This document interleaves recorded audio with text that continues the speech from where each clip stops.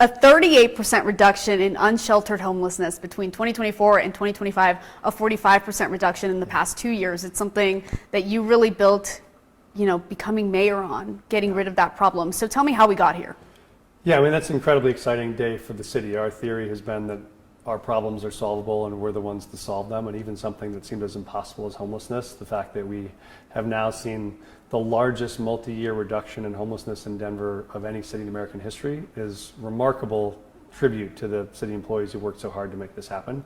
But for us, it shows that the strategies we're using are working. It shows that bringing on all the about 1,000 units of transitional housing that we did, the tiny home villages, the hotels, being able to close encampments and keep those parts of the city permanently closed. We have almost half of the city now where there is entirely closed to any camping, and being able to provide wraparound services on each of those sites so that when people come in, they can get workforce training or addiction support or mental health. I mean, what we see is that is really working. We've closed all the large encampments in the city. We've eliminated veteran homelessness for the first time, so we don't have any veterans that can't get access to housing anymore from street homelessness. Those really show us that this is working in powerful ways, and we know there's more work to be done. We're not at all getting confident or complacent. There's a lot more left to do. But we set this incredibly ambitious goal of could we try to end street homelessness in the first term, and the great news is about halfway through, we're almost half the way there, which is a great benchmark for us. And ending street homelessness rather doesn't mean that there aren't any longer people who are homelessness. It just means there's no encampment or people sleeping outside. Yeah, I'm really glad you said that, because some people call it functional zero or the end of street homelessness. The idea is you may still have someone who gets evicted tomorrow and is on the street the next day. The idea is that cycle is brief, it's rare, and it's non-recurring. So as soon as the number of people who maybe come to the street in any given month, we have the same number of folks that exit homelessness. So if 30 people enter in January, 30 people exit in January. That means we're always keeping the same number of people moving out as are moving in. And we think this shows we finally bent the curve to actually start housing more folks than we have entering. It's also exciting for us to see that the number of folks newly entering homelessness has dropped about 30%. Some people have thought, well, if you offer these services, will more and more folks come here, or will more people enter homelessness? And that's actually not been true also. So we're both reducing the number of folks entering homelessness and then dramatically accelerating the number of people that leave it. And we think that shows there's a formula that cities can use to try to end this problem. Is there any indication that the numbers dropped because people left Denver? People who were experiencing homelessness went to other cities, towns, jurisdictions? No. In fact, the more true thing, which our people on the ground know, is we've housed thousands more people than you see a total reduction. We started about 1,450 people. We're about 750 now. We've housed 7,000 people in the process to do that. And so we're pushing far more people out of homelessness and into housing every year. But there are new folks entering. So it's not at all that there aren't people coming or that they've left. It's that we've gotten better at moving people from street homelessness quickly into transitional housing and then into permanent housing. And all of those hundreds of people who were moved from experiencing homelessness outside into somewhere indoors, whatever kind of shelter that may be, where are they now? Are they in an apartment? Are they still in those shelters? So we track that number. We have a public dashboard folks can track it on. It's around 7,000 people who have moved off the street in Denver over the last 2 years into some sort of shelter or housing. Of those, about 5,000 have moved into permanent housing. So they are in their own apartment, or they're with their family, or they are permanently housed. So that's also a great success. Sometimes you have 70 or 80% of people who don't ever make it to housing.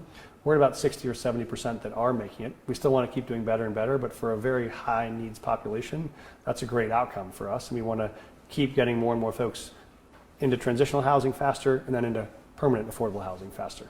How much confidence do you have in these point in time counts? I know they can be kind of flimsy in other cities, other states. Yeah, I mean, it's kind of like it literally is a point in time. It's one photograph of the score of a game for 1 second of the game. You might be up 4 points in the second quarter, down 3 points in the third quarter. It's true in those moments, but there's a bigger picture we're tracking. So we're getting better at now being able to manage and monitor this data year round. So it's not just a once in a year surprise for us.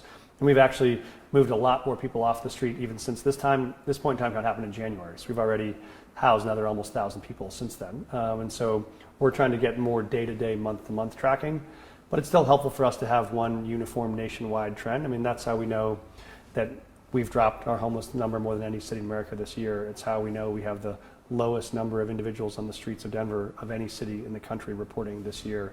It's how we know it's the largest multi-year reduction of any city in history. Like, those are all things we can only know from that comparison. So it's good for some data, but we're always going to track more regular data here to give us more information. You've been a big proponent of making sure reality matches perception, especially when it comes to crime in downtown. But yes. How does that apply to homelessness? I mean, we've heard from countless business owners, South Broadway, wherever, Yep. who've, constantly over the past more than a year now complained about it. Yeah, that's why I'm quick to say our work is far from done. This is not a victory lap. This is not the end. This is just showing that the progress is working, and it actually gives us the strength to go back at it. And we do know the places where we have continued need are not large encampments anymore. We don't have large encampments in Denver anymore. We don't have 20, 50 tents anymore like we did in, significant numbers 2 years ago. We had 1,000 tents in downtown 2 years ago. But what we do have are people that are so high needs, often very significant acute mental health needs, very acute addiction needs. And they're not even camping, they don't have a tent, they don't even have a cardboard box. They're often just walking and using drugs until they pass out. It might be in front of someone's store on Broadway or on Colfax. That is a real profound need for us. And so our real focus now is on getting those people into housing and into treatment. And so we have a program called Roads to Recovery, which is really focused on identifying those folks who have major mental health and addiction needs and getting them into those services, either on their own voluntary support or through court supervision and oversight. But we really want those folks to get off the streets where we know they're really at the greatest risk of dying from overdose if we don't get them off soon. So those needs exist on Colfax and Broadway. That will be our next big area of focus, and we're pushing on that now. How is that program doing? I believe it was in its pilot program. We piloted it last year. We've moved the first 200 people through the program successfully, and we want to do even more this year, and we're on path to do that. But the biggest need, as you know, is if you've ever had someone in your family who struggled with addiction, is it's not often when you say, hey, would you like to go to treatment, that anyone at any income level says yes. And so you have to be there regularly and ready for when that person hits the moment where they're ready to seek treatment, and then have housing available, have mental health available, have addiction available, have workforce training. We think we've built the capacity to do that with these all insights, but now we have to find a way to connect those people that are the most at risk to now take advantage of those services. To get to this point of a 45% reduction over the past 2 years in unsheltered homelessness, how much did that cost, and do we have the money to keep it going? Yeah, what worked, I think, well for us is we did make a big investment in 2024 with the federal dollars we had to be able to acquire the units we needed. The big challenge here was for people to move off the streets and into transitional housing, you have to have transitional housing units. And transitional housing units that people want to take. That means it's not a gymnasium floor with a bunch of mats. It is a private unit where you can lock your own stuff while you go to work, whether that's a tiny home or a hotel room. So that we use those federal dollars to bring on those 1,000 units. We now have them. And now we've reverted back to just our local funds to be able to fund the ongoing operations of the program. And we've dropped that cost about $80 million from last year to this year. So we're making this program more efficient and more effective.